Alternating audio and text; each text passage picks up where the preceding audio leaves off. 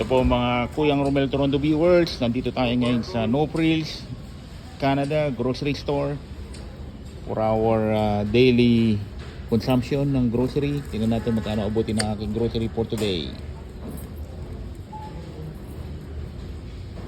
$77.14. Ito na pamili ko. Prutas, pork belly, chicken, seafood, salmon head, salmon belly,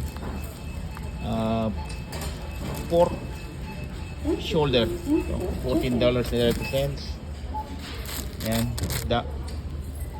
gatas. Life in Canada, mga Kuyang Romel Toronto viewers, $77.14 ang ating bayarin. Okay dokie, thank you for watching. At nandito ko ngayon sa self-checkout. I'm here right now at self-checkout. Instead of going for a lineup here, dito tayo. No lineup here. I'm gonna pay now.